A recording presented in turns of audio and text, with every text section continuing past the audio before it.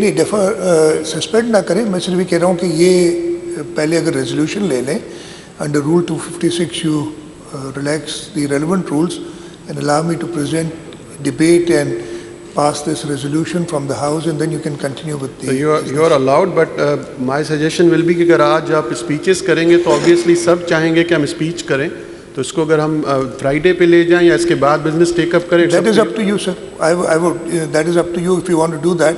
I'm allowed तो ख्याल है कि अभी आप resolution present करें. अगर मैं resolution कर लूँ उसके बाद आप जो फैसला please. करना चाहें कर लें. शुक्रिया जी.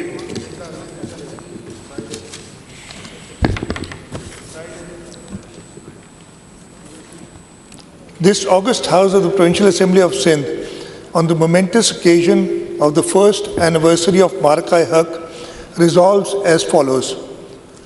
The House bows its head in humility and gratitude before Almighty Allah, whose boundless mercy, wisdom, and blessings guided the nation through a defining chapter of its history, granting strength, unity, and moral clarity in the pursuit of truth and justice. The House and reverent homage to the martyrs of Marka-e-Haq, whose supreme sacrifice stands as an eternal testament to courage, faith, and patriotism. Their blood has nourished the roots of our national resolve, and their legacy shall forever illuminate the path of honor and sacrifice. The House affirms that the nation shall remain eternally indebted to these heroes and their families.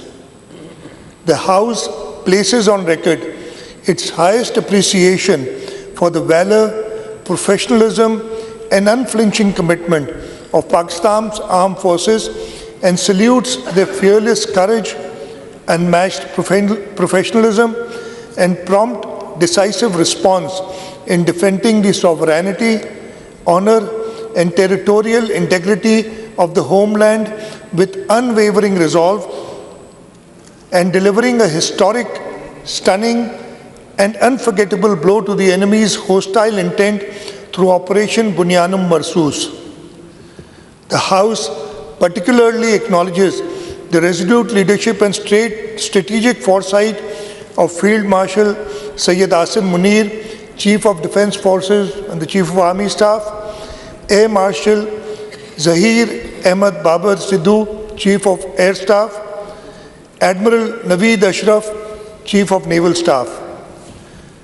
The House commends the sagacious leadership of President of Pakistan Asif Ali Zardari and Prime Minister of Pakistan Shehbaz Sharif for their steadfast resolve, statesmanship, and unwavering commitment to national unity during a critical juncture in the country's history. The House acknowledges the pivotal role played by the political leadership in strengthening national cohesion and presenting Pakistan's principled stand before the world. In particular, the House places on record its appreciation for Chairman Pakistan People's Party Bilawal Bhutto Zardari, whose tireless diplomatic outreach, articulate advocacy in international media, and leadership of Pakistani delegations across global capitals effectively projected Pakistan's case, strengthened its narrative, and upheld the national dignity on the world stage. The House pays solemn tribute to the visionary leadership of Shaheed Zulfikar Ali Bhutto, whose historic resolve and foresight laid the foundation of Pakistan's nuclear capability, ensuring the country's strategic balance and national security. The House further honors Shaheed Mohtarama Benazir Bhutto, whose leadership contributed to strengthening Pakistan's strategic deterrence, including advancements in missile technology, reinforcing the nation's defense capability. The House commends the responsible and resilient role of Pakistan's media in informing the public, countering misinformation, and reinforcing national morale. It also recognizes the contributions of civil society in fostering unity, resilience, and a shared national purpose. The House pays tribute to the youth of Pakistan, whose passion, patriotism, and constructive engagement have served as a powerful force in reinforcing national solidarity and shaping a hopeful future.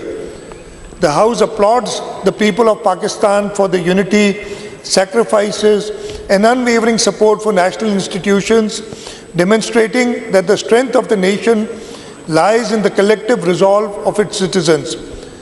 This House solemnly reaffirms its abiding commitment to the ideals embodied in Marka-e-Haq, truth, justice, unity, and inviolability of Pakistan's sovereignty, and pledges to continue striving for a peaceful, progressive, and prosperous Pakistan. It is further resolved that copies of this resolution be transmitted to the President of Pakistan, the Prime Minister of Pakistan, Chairman Senate, the Speaker National Assembly, the Services Chief, and all the provincial assemblies of Pakistan. Thank you, sir.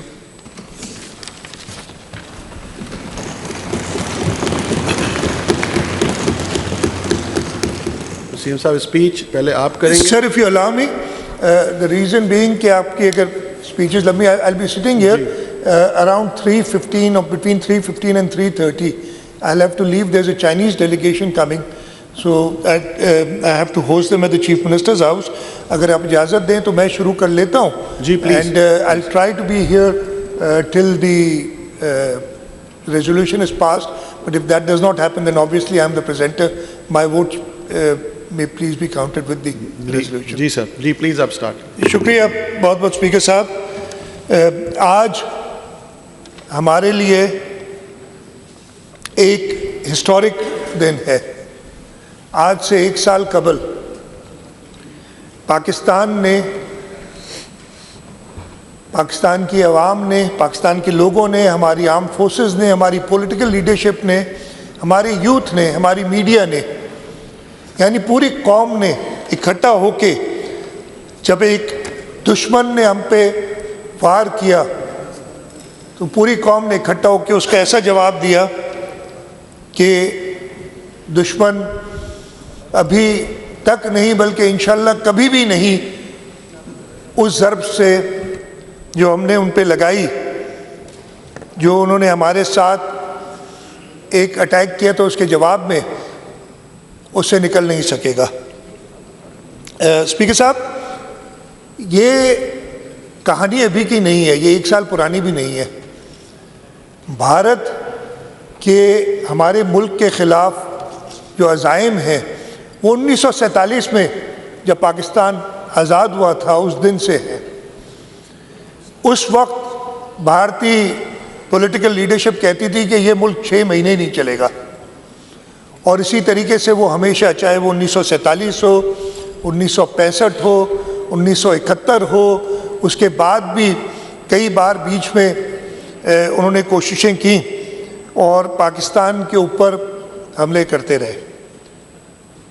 यही वजह थी कि 1971 में, और मैं कहूँगा कि जो 10 मई 2025 को हुआ था उसका आगाज़ जनवरी 1972 में हुआ था.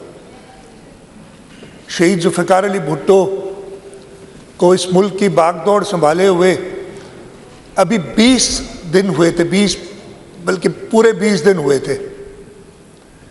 10 जनवरी 1972 उन्होंने एक मीटिंग जो कि उस वक्त जाहिर नहीं थी लेकिन बाद में वो पता चला मुल्तान में बुलाई, जिस मीटिंग में उन्होंने पाकिस्तान के जो नामवर फिजिसिस्ट थे, साइंसदान थे, उनको बुलाया और उस मीटिंग में कहा कि जी अगर हमने पाकिस्तान, इसलिए कि हमने ताज़ा एक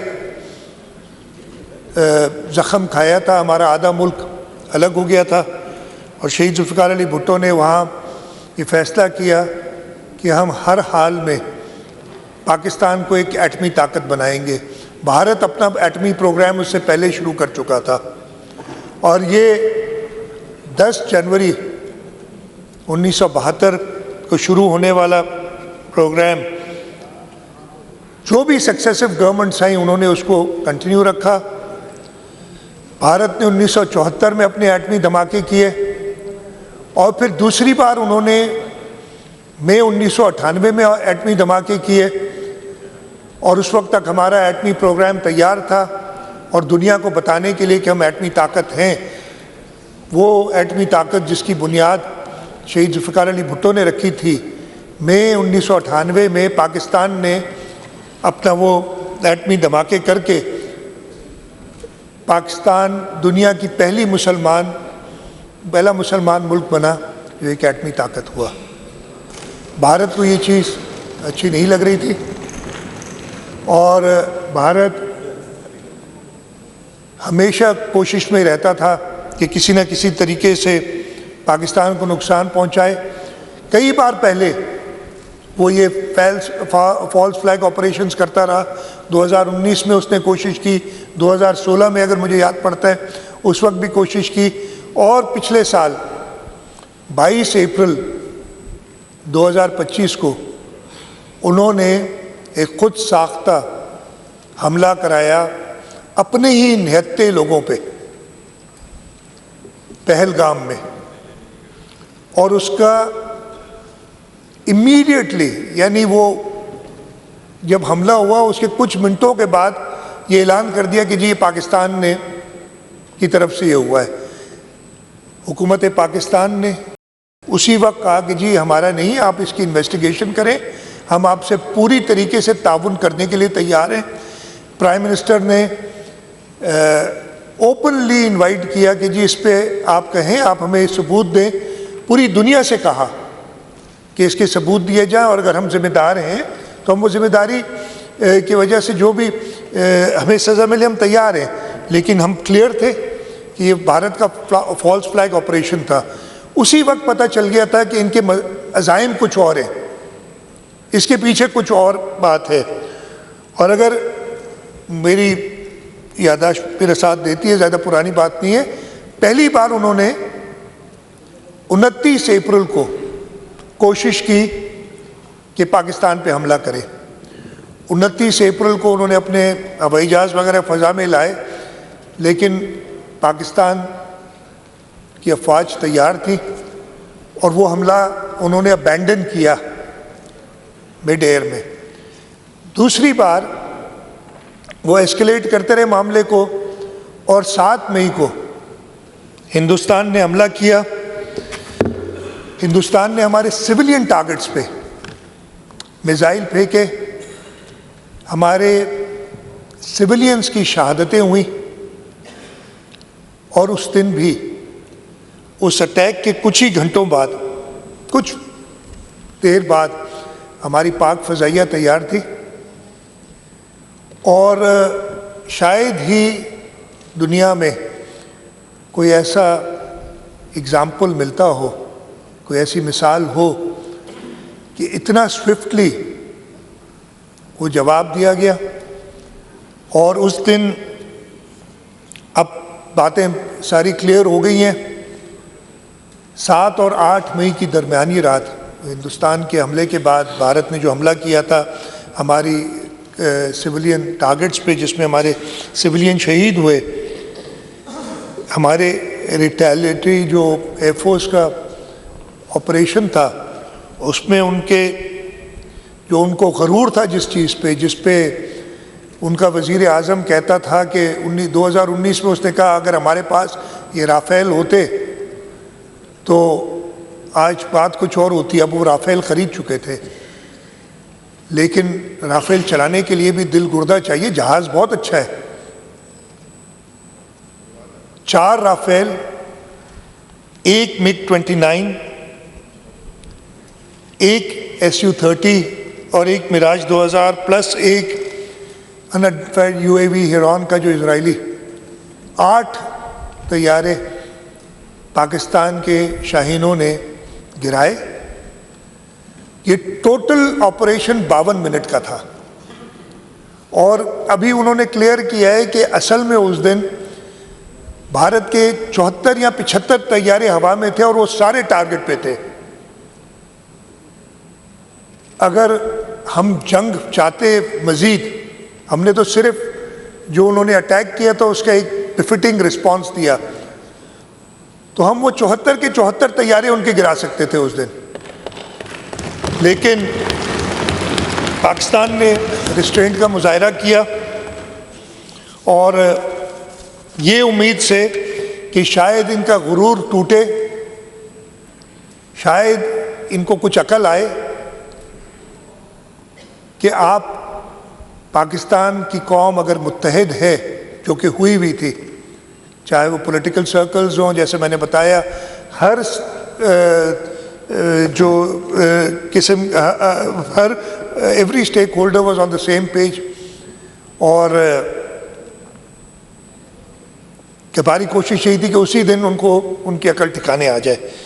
लेकिन आपको याद होगा अगले दिन ही 8 तारीख को फिर उन्होंने ड्रोन उड़ाने शुरू किए और वो कराची तक पहुंचे।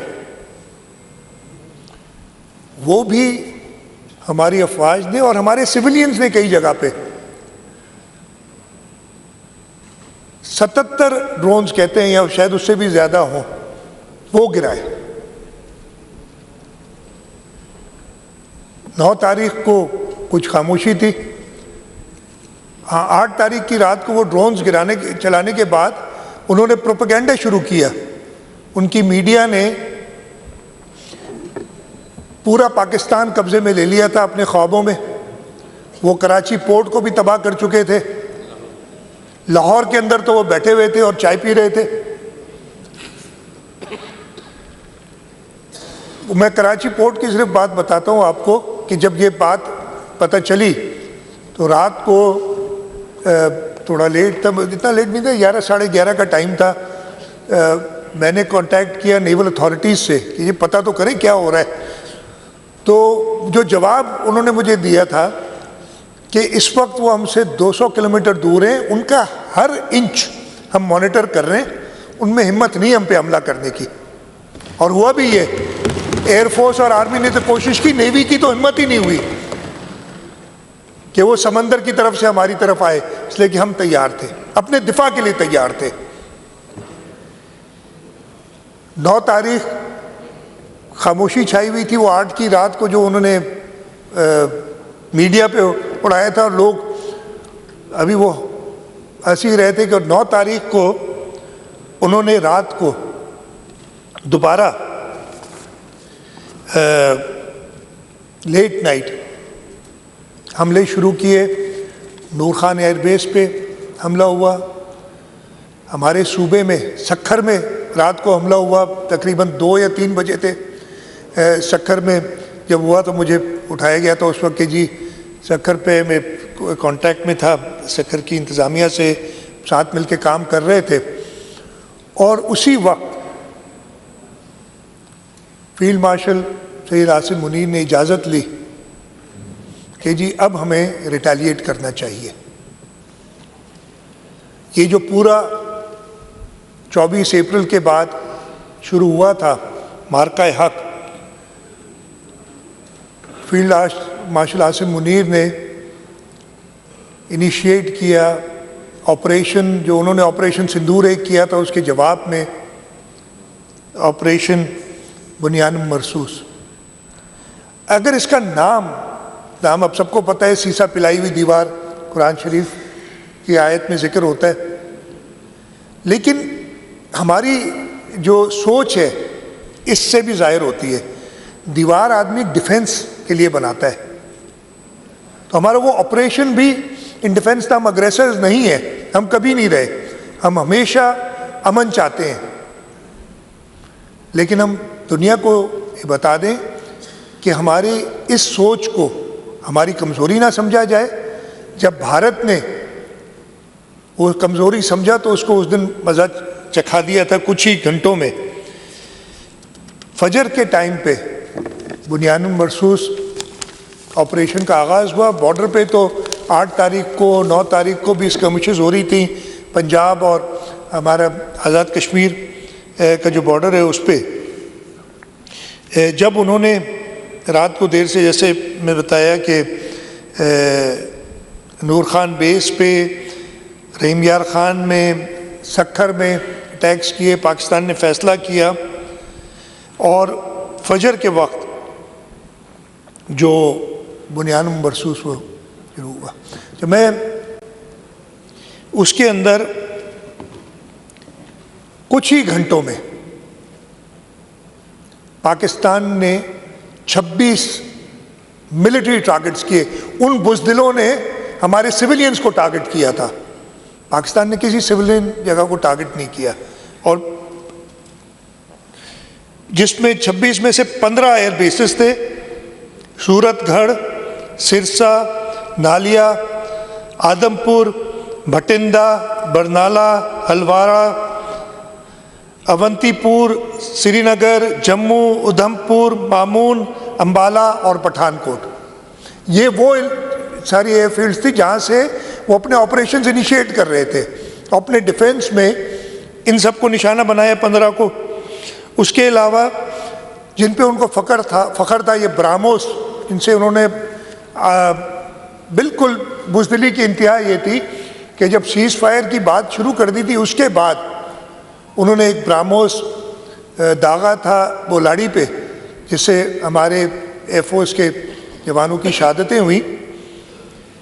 उस ब्राह्मोस की 2 स्टोरेज फैसिलिटीज़ ब्यास में और नागरोता में इनको डिस्ट्रॉय किया।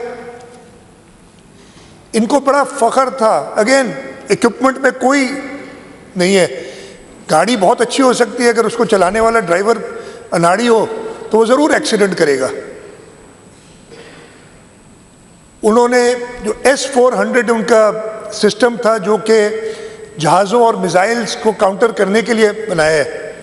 और मैं S-400 के बारे में बता दूं कि ये S-400, इसका नाम 400 इसलिए कि 400 किलोमीटर दूर निशाना दाग सकता है, 400 किलोमीटर की इसकी रेंज है।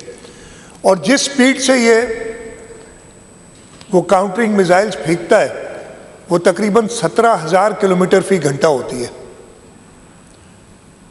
लेकिन हमारे शाहीनों ने JF-17 थंडर, जिसकी रफ्तार 1500 से 1700 यानी उससे 10 गुना तेज उनके पास इक्विपमेंट था, लेकिन हमारे शाहीनों ने जैसे बताया कि सर पे कफन बांध के, आपने वो तस्वीर देखोगे जब भी ये पायलट्स जाते हैं ना मिशन पे, तो वो अपना लिटरली एक डेथ वारंट साइन करके जाते हैं। उन्हें पता नहीं होता कि वो वापस आएंगे कि नहीं, लेकिन उन शाहीनों ने इस महारत से वो JF-17 थंडर, जो प्रेसिडेंट आसिफ अली जरदारी ने अपने पहले दौर में चाइना से लिए थे, इससे पहले जो हमने राफेल गिराए वो भी J-10C थे। आपने देखा होगा प्रेसिडेंट आसिफ अली जरदारी लिए थे, और उसको पहला अनवेल भी प्राइम मिनिस्टर यूसुफ रज़ा गिलानी ने किया था अपने दौरे हुकूमत में। तो ये कंटिन्यूटी जो पाकिस्तान पीपल्स पार्टी की देख रहे हैं आप, चाहे शहीद जुल्फ़िकार अली भुट्टो, जिसकी वजह से हम सब इंडेटेड हैं उसके, इसलिए कि अगर हम आलमी एटमी कुव्वत ना होते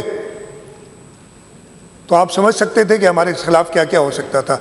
शहीद मोहतरमा बेनज़ीर भुट्टो, जिसने मिसाइल टेक्नोलॉजी, ये मिसाइल जिनसे हमने ये सारे इनके जहाज़ और इनके इंस्टॉलेशंस को नुकसान पहुंचाया, या फिर प्रेसिडेंट आसिफ अली जरदारी जिन्होंने अपने दौरे हुकूमत में ये J-10C और JF-17 की कॉन्ट्रैक्ट्स किए चाइना के साथ, या अभी रिसेंटली उन्होंने अंगूर क्लास सबमरीन्स जो लाए हैं, तो पाकिस्तान के दिफा को नाकाबिले तस्खीर करने में पीपल्स पार्टी का एक रोल रहा है, जो इंशाअल्लाह ताला हमेशा जारी रहेगा। खैर, मैं बता रहा था कि ये S-400 इस महारत से जाके 2 S-400 इन्होंने दागे हमारे शाहीनों ने, और सेफली वापस आ गए मुल्क में अपने। ये महारत थी। इसके अलावा इनके काफ़ी मिलिट्री और लॉजिस्टिक साइट्स थी, फील्ड सप्लाई डिपोज थे, उरिंद में रडार स्टेशन, पुंछ में रडार स्टेशन, और 10 brigade and 80 brigade KG top, इन सब को नेस्तो नाबूद किया। और यही वजह थी कि फजर के बाद कुछ ही घंटों में भारत कुछ, इसके साथ साथ और बहुत कुछ कि उन्होंने उनके सारी जो इस वक्त 5th जनरेशन वॉर है वो साइबर अटैक्स करके इनके सारे जो कमांड साइट्स थी उनको जैम कर दिया था, अंधे हो गए थे वो। उस दिन अगर पाकिस्तान चाहता तो जंग को और तूल दे के और मज़ीद नुकसानात कर सकता था, लेकिन हम अमन पसंद मुल्क हैं। पहली कॉल पे जब उन्होंने कहा कि जी हम सीज़ फायर करना चाहते हैं, पहुंच गए और प्रेसिडेंट ट्रंप को कहा गया और उन्होंने जब कहा फील्ड मार्शल रैकेट पे कि उन्होंने प्राइम मिनिस्टर से पूछा कि जी वो सीज़ फायर की बात कर रहे हैं, तो प्राइम मिनिस्टर ने कहा जी बिल्कुल हम सीज़ फायर के लिए तैयार हैं, हम एक अमन पसंद मुल्क है।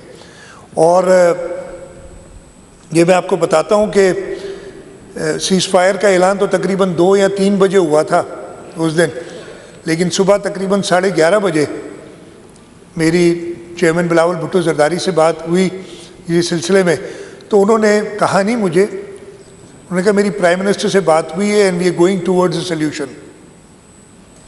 तो उसी वक्त पता चल गया था कि भारत हार मान चुका है और इस पाकिस्तानी कौम के सामने भारत ने अपने घुटने टेक दिए हैं।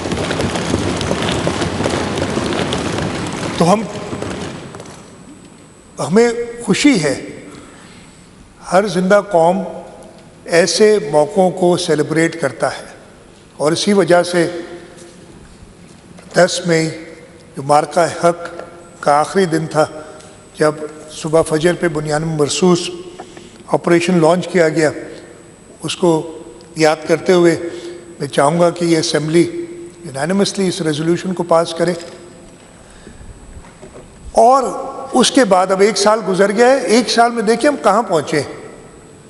इस 1 साल में पाकिस्तान ने, जिसको हमारे दुश्मन कहते थे, हमारे पाकिस्तान के दुश्मन जो मुल्क से बाहर बैठे हैं और जो मुल्क के अंदर भी हैं, वो कहते थे कि पाकिस्तान आइसोलेट हुआ है, हमारे पास बस कुछ करने के लिए नहीं है। लेकिन उस कामयाबी के बाद आज हम उस जगह पे हैं कि दुनिया हमारी तरफ देखती है, दुनिया में अमन, इसलिए कि हम अमन पसंद मुल्क है, दुनिया में अमन कायम करने के लिए पूरी दुनिया पाकिस्तान की तरफ नजरें लगाई हुई है। हमारा ब्रादर मुल्क ईरान पाकिस्तान के लोगों के लिए तराने बना रहा है। अगर प्रेसिडेंट ट्रंप को दुनिया में अमन के लिए कोई नाम याद है तो वो पाकिस्तान की लीडरशिप याद है, उनकी आर्म फोर्सेस याद है।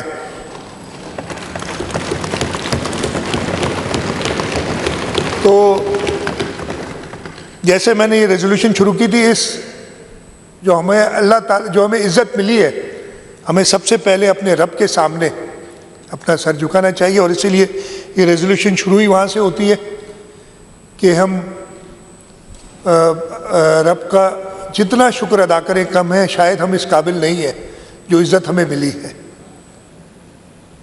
और उसके बाद इस रेजोल्यूशन में मैंने बात की है उन शुहदा की जिन्होंने अपनी जानें दी, जिनकी वजह से हम सुरखरू हैं, हमारी मिलिट्री लीडरशिप की, हमारी पॉलिटिकल लीडरशिप की, हमारी उन लोगों की, जैसे मैंने बताया, जिन्होंने हमारा दिफा नाकाबिल तस्खीर बनाया, जिसमें शहीद जुल्फ़िकार अली भुट्टो, शहीद मोहतरमा बेनज़ीर भुट्टो हैं, और उसके साथ साथ पाकिस्तान के लोगों की, पाकिस्तान के मीडिया की, पाकिस्तान की यूथ की, जिन्होंने ये इकट्ठा रह के, यूनाइटेड रह के दुनिया को बताया। और इंशाअल्लाह ताला जब तक ये मुल्क यूनाइटेड रहेगा, कायदे आज़म ने कहा था कि there is no force they can on earth they can undo Pakistan. लेकिन उसके लिए ज़रूरी है कि हम भी कायदे आज़म के बताए हुए उसूलों पे चलें। यूनिटी यानी मुत्तहद रहना पहला उसूल था, वो ज़रूरी है। अगर हम सब मुत्तहद रहे तो इंशाअल्लाह ताला इस दुनिया की कोई ताकत पाकिस्तान को कोई नुकसान नहीं पहुंचा सकती। और पाकिस्तान पीपल्स पार्टी का एक कारकुन होने के हवाले से मैं ये भी इधर कहूँगा कि हुकूमत सिंध जो कि पाकिस्तान पीपल्स पार्टी की है,